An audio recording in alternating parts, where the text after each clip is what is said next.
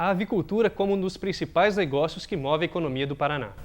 O que fazer quando você, consumidor, leva um produto estragado para casa? Criatividade e empreendedorismo. Nesta edição, uma entrevista com o fundador da empresa Chili Beans. E a Expo Engá invade a cidade prometendo uma semana de diversões. Eu sou Bruno Gerhard. Eu sou Gisli Franco e o Mais Notícias está no ar.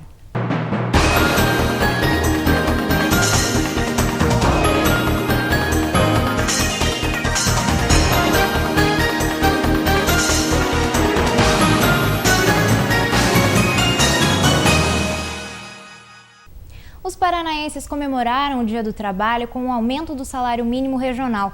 O piso estadual foi reajustado em 7%. Isso significa que agora o valor pago aos trabalhadores varia entre R$ 708 e R$ 817.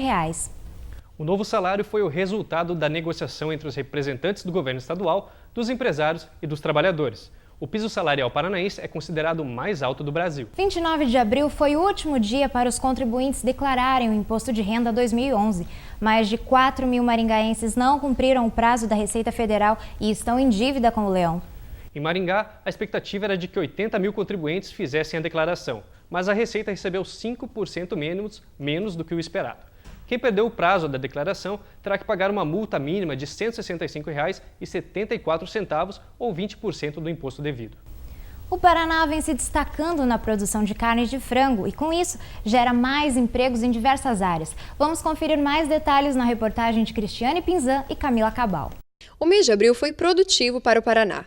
Mesmo não sendo um mês de colheita de grãos, o estado se tornou o maior exportador de carne de frango. E com isso, trouxe mais oportunidades para vários outros ramos, como diz o distribuidor de aves, Edernei Alonso, que já trabalha há 15 anos na área. O frango ele gera muito emprego, porque desde da área rural até as suas finalidades, que é a área comercial. Um frigorífico, para você ter ideia, que abate hoje em torno de 150 mil aves, ele dá emprego direto e indiretamente em torno de 5 mil empregos. De acordo com o Sindicato das Indústrias de Produtos Avícolas do Estado do Paraná, é preciso falar não só da quantidade produzida pelo Estado, mas também da qualidade, que é fruto de investimentos em genética, ambiência, manejo e sanidade. Esse crescimento vem acompanhado da recente negociação em que a China confirma o interesse em comprar mais frangos brasileiros, que é uma carne barata e, além de tudo, saudável.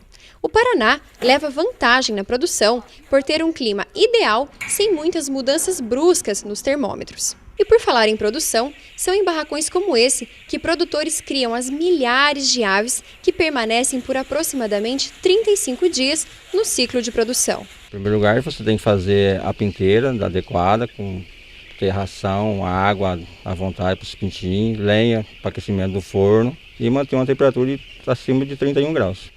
Dentro de 15 dias, os produtores precisam preparar todo o barracão e deixar higienizado para receber os mais de 14 mil pintinhos que são criados nesse espaço.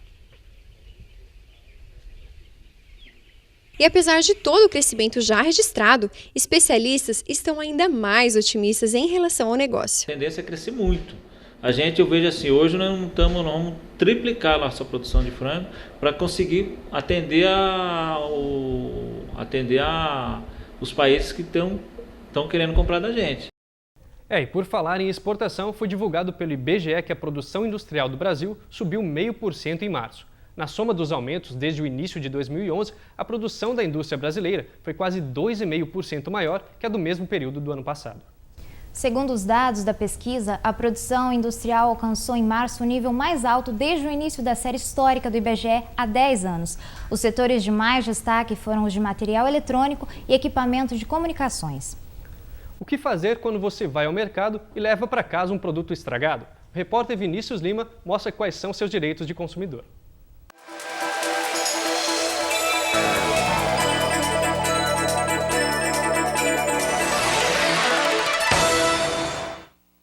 Se você compra um alimento estragado, você sabe o que fazer? Para fazer valer os seus direitos de consumidor, é preciso estar atento à legislação. A Anice é um exemplo de boa consumidora e ela vai falar pra gente agora alguns casos por que ela passou. Anice, começa contando pra gente sobre o peixe que você comprou na Semana Santa. Eu comprei o peixe na Quinta-feira Santa, estava congelado. Aí comprei o peixe e outras coisas, né? Aí no dia seguinte fiz o peixe, não ficou legal, ficou um mau cheiro horrível, né? tem condições de consumir. Daí você voltou no mercado e mostrou o prato que estava estragado para o gerente? Como foi? Eu guardei numa Tupperware, fui até o mercado, chamei o gerente e abri a Tupperware e mostrei para ele, mandei ele cheirar, né? Pedi para ele cheirar, que estava horrível, né? Aí contei o que tinha acontecido, aí ele mandou pegar outro peixe, eu disse que eu não queria peixe, ele me ofereceu carne, aí eu falei que eu não tinha gastado só o peixe, eu queria tudo que eu tinha usado na receita, eu queria ser ressarcida de tudo, né? E aí, então, ele falou que eu podia pegar tudo que eu gastei. Aliás, ele mandou pegar tudo que tinha no ticket, né? Falei, não, quero só o que eu gastei no peixe. A Anice está certa. De acordo com o artigo 18 do Código de Defesa do Consumidor, o cliente tem direito à troca ou restituição da quantia paga.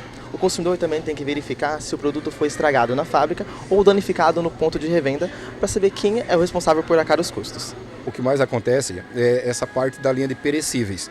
Porque a linha de perecíveis ela não depende somente do supermercado, né? Ela tem toda uma cadeia logística, né? Então, por mais que você tenha ali a garantia de verificação de data de validade, que você tenha a garantia de temperatura, mas você não sabe como é que isso foi transportado, né? Você não sabe como é que estava isso acondicionado no depósito do fornecedor. Nos nossos tickets, no cupom fiscal, lá tem o nosso telefone. Inclusive tem o telefone da loja com o nome do gerente. Então, assim, para evitar o desgaste do cliente ter que vir à loja, muitas vezes a gente troca na própria residência do cliente. A maioria dos produtos, principalmente os que já vêm embalados, eles dispõem de um número na embalagem que é de atendimento ao consumidor pela própria fornecedora. Também é viável utilizar esse número? E em que casos que o cliente pode usar esse número? É pouco usado, mas os retornos são muito satisfatórios. Vale lembrar também que todo consumidor deve ficar atento às condições de higiene dos estabelecimentos e entrar em contato com a vigilância sanitária da sua cidade se qualquer uma dessas condições não estiverem sendo cumpridas. Está chegando o 64º aniversário de Maringá e está de volta uma antiga discussão. Afinal, qual é o slogan de Maringá? Cidade Canção ou Cidade Verde? O que parece é que esse dilema está próximo de ser resolvido, porque este mês o Conselho Municipal de Turismo deve traçar um plano para descobrir qual das duas opções tem mais a ver com a identidade do município. Para selecionar o slogan ideal, o plano pretende mobilizar toda a população que deve participar ativamente dessa escolha. O presidente do Conselho acredita que a definição do slogan vai contribuir para fortalecer a identidade e melhorar o turismo em Maringá. E aí, Gisli, qual você prefere? Olha, eu confesso que eu me perguntei e eu não fui capaz de responder. Eu acho que os dois representam a cidade muito bem, né? Vai ser complicado. Complicado. A seguir, você vai conhecer as principais atrações da Expo Engá deste ano. E ainda um bate-papo com Caíto Maia, o fundador da empresa de óculos e relógios Chili Beans. O Mais Notícia volta já.